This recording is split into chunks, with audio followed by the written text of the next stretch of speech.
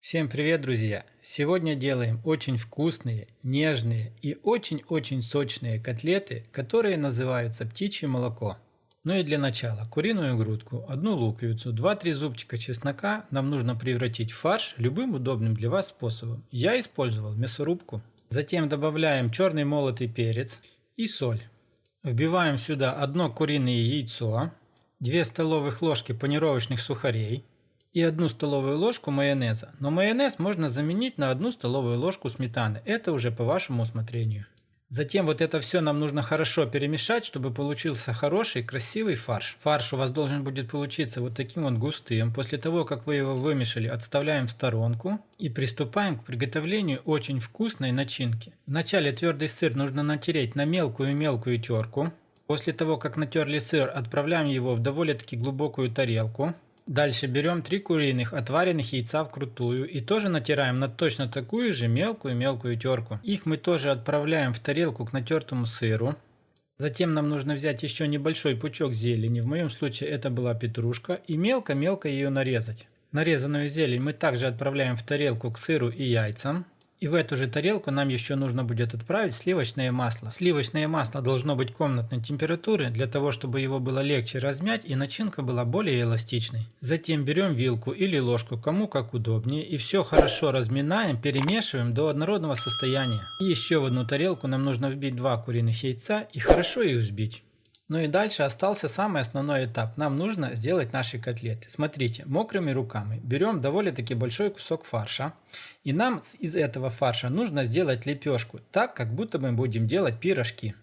Затем чайной ложкой берем начинку и укладываем на середину нашего фарша. После этого фарш аккуратно нужно склеить, точно так же, как склеивают пирожки, чтобы вся начинка осталась полностью внутри. Еще раз повторяю, для того, чтобы вам легче было работать, руки у вас должны быть постоянно влажными. И делаем вот такую вот небольшую, красивую, аккуратную лепешку. По вашему усмотрению. Хотите делайте длинными, хотите делайте более круглыми. Но старайтесь так, чтобы ваши котлеты были не очень маленьких размеров. Ну а затем вот эту котлету мы будем обволакивать в взбитых яйцах. Хорошо обволакивайте. И затем переносим в панировочные сухари и тоже очень хорошо нужно все обвалять в панировочных сухарях, так, чтобы полностью все было покрыто сухарями. Ну и вот посмотрите, как-то так у вас должно будет все получиться. Котлета не маленькая, а таких хороших средних размеров. Ну и точно таким же образом выделываем полностью все остальные котлеты. Ну и вот так вот у меня получилось сделать первую порцию, это примерно половина.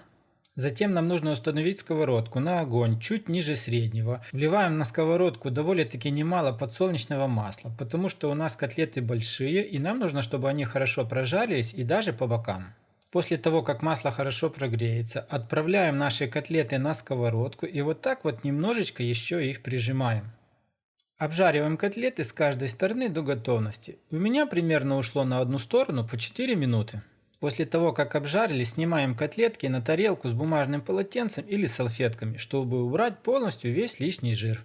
Ну и в конечном итоге вот такая вот красота у вас должна будет получиться. Котлеты получаются довольно-таки не маленькие. Я такие котлеты люблю, потому что чувствуется, что ты кушаешь домашнюю хорошую котлету. Смотрите, в разрезе котлеты получаются очень нежные, мягкие и смотрите, какие они сочные. А вкус, ребята, получается просто бомба. Ну что ж, на этом у меня на сегодня все. Если вам понравился такой рецепт, обязательно поставьте лайк, напишите свой комментарий, как вы готовите для себя котлеты.